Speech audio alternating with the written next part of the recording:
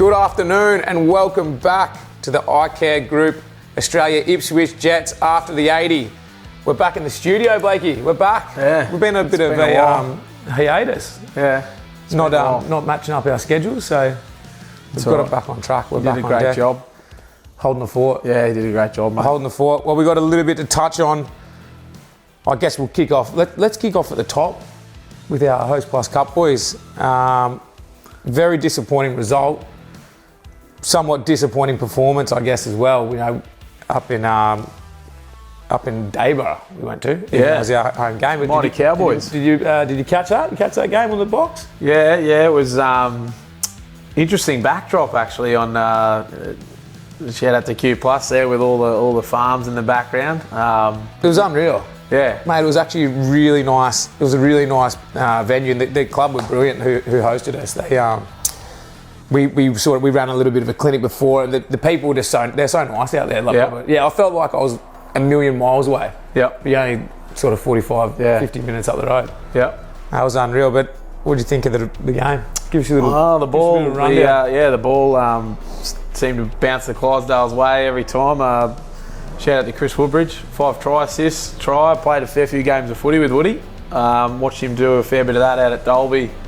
And it's brilliant to see it translating for him at the top level, as much as it sucks to see our guys go down. Yeah, he's a good athlete, isn't he? He's lightning quick, and I guess that probably his brand of footy probably suits their style of footy. The way they play the game, they're quite unorthodox. You could say in some regard. But you know what? I was actually surprised.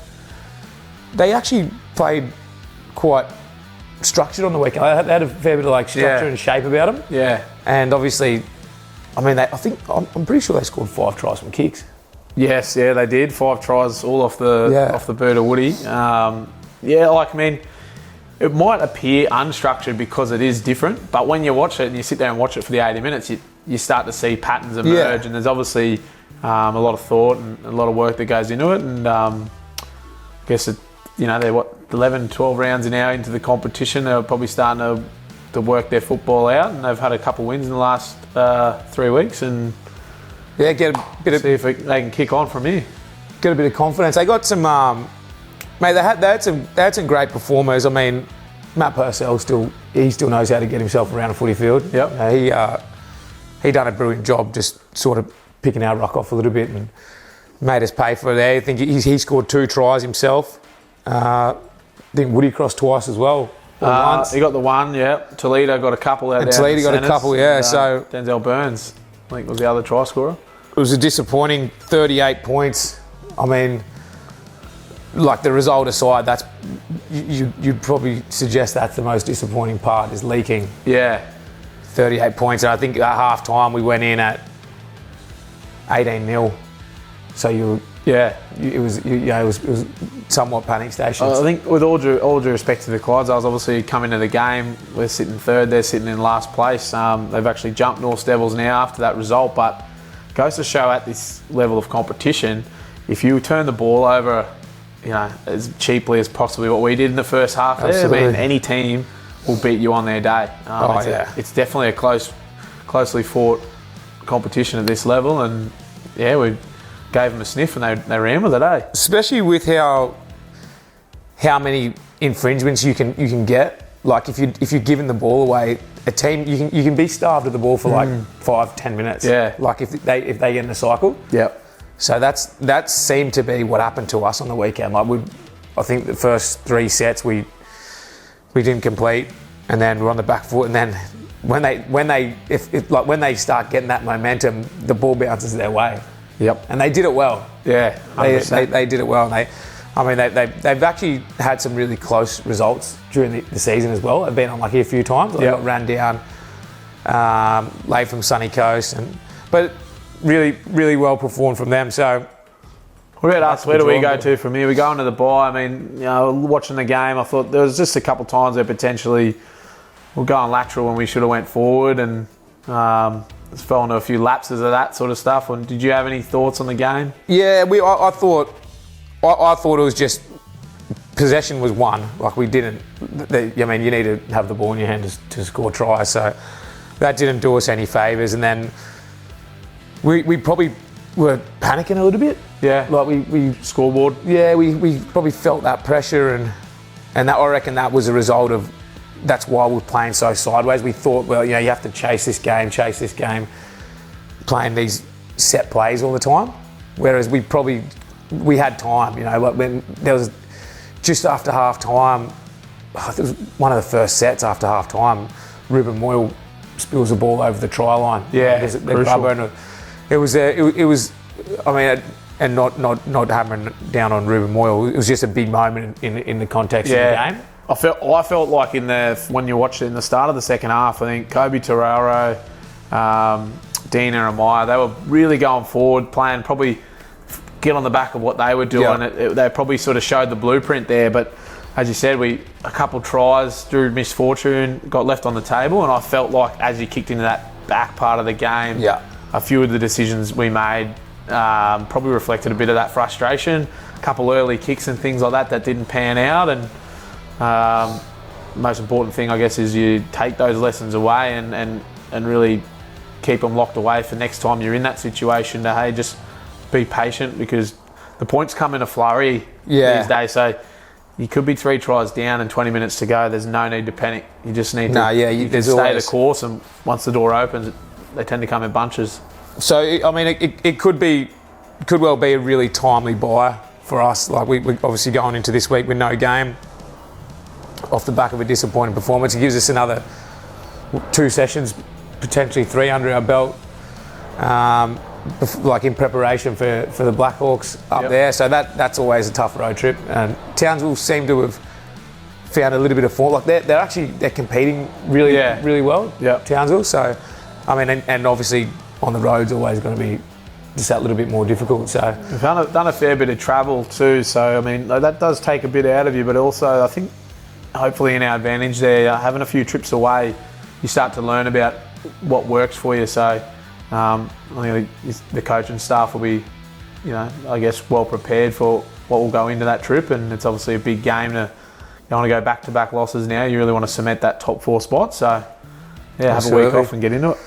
And around the grounds, there wasn't too much footy on for us. Like, I mean, the BMD girls, we're looking forward to that, and we'll cover off on that shortly. But your cadets programs kicked off. Yeah, our cadets first session. Cadets talent development programs kicked off for us over the weekend. So the football locally got rained out.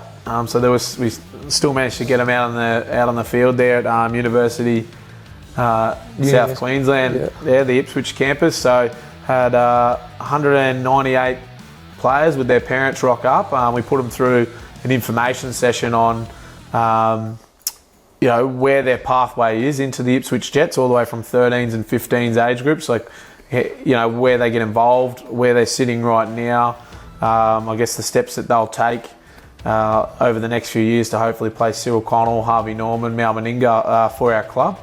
But also it was a really good opportunity for us with the parents in the room to sort of provide some information about player workloads and what they're doing at school and club, and also we did a little bit of information on nutrition and the importance of fueling their bodies. Some of these young players we've got these days, on a Sunday afternoon, they're going to a training session, then they got a touch game and a private coach, and if you're not eating enough, those are the little areas that we want to provide better resources to our area. So it was a terrific day, and So what's the next step for that one? Is that going to be a recurring program? Yeah, so we've got a few different branches of that. So our 15s boys and 16s girls, they got a block of Monday night sessions, so they were on last night.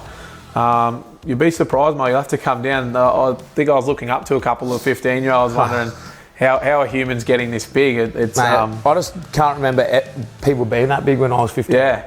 Is there something in the water or what's going on? No, it's crazy. And the thing is too, they're big and they're fit, and mate, the attitudes on them were absolutely brilliant. It's the areas Ipswich has flourished with so much talent, so it's terrific to get them in our green and white colours, and I'm really excited about the next few years, what's coming through. Well, it's always been a great breeding ground of talent of young footballers, isn't it? Like, they've had some brilliant players come out of Ipswich. I think on that too, if you look at like a Penrith, in our demographic, there's a lot of similarities there.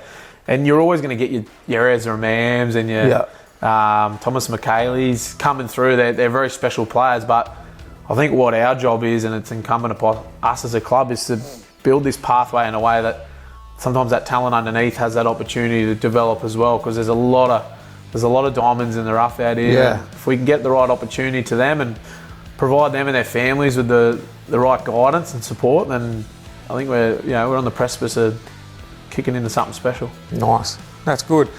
And we got BMD kicking off. Yeah, round one. good. The round ladies. one. The girls are back. And they'll be excited.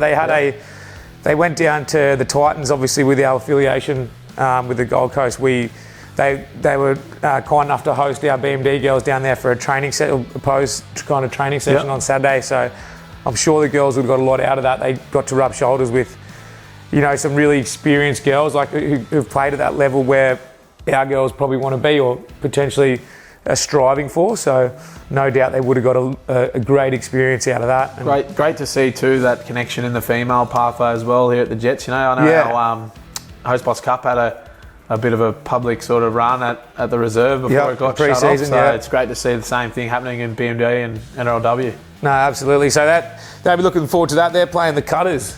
The Cutters are coming down. Yeah. Both teams will be looking to kick their season off with a win. Yeah, absolutely. Cutters have been generally a really strong team in the female space, but last year probably had a bit of an off year. So it'll be interesting to see what they've come up with when they've gone back to the drawing board, and you'll be able to talk a bit about how much our girls have been working hard in this pre-season. Yeah, mate. They've been brilliant. Yeah. The girls have been brilliant. I've been fortunate enough to get down to a few sessions, and we ran a contact wrestle session a couple of weeks ago. Is this where the shyness come from, mate? Yeah. So I can't get rid of it. Yeah.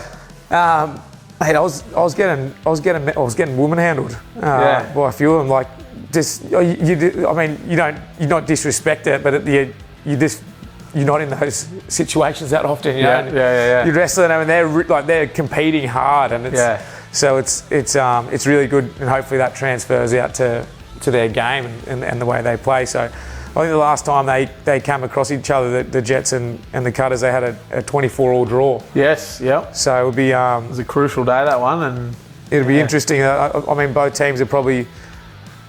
got a little bit of a measure there, it's not unfamiliar now. Like you've played them before, and the personnel are probably similar to what they had there last year. So it'll be good to see where you're at. Like round one's always it's a really funny round because you really don't know where you're at. Like you've only done your pre-season, and you don't know. You're hoping you think you've prepared really well, but you just don't know yet. Like and it's actually really important to get a good start because the confidence as well. Like if you get turned over in round one, you sort of go back to the drawing board and scratch your head and did we get it right? What have we done the work? What we chasing? I think that psychological part too is interesting because you don't really know what weight to place on things. You look at, like, for example, the NRL and some of the teams that are struggling this year.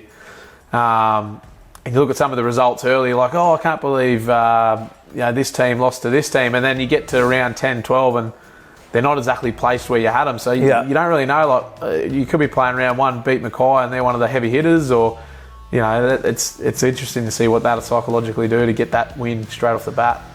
And some other stuff happened around the club, mate. We got our golf day coming up. Mate, I'm ready to have a hit. I was talking to Paddy from the Leagues Club where we reckon we got you covered, mate. July 3.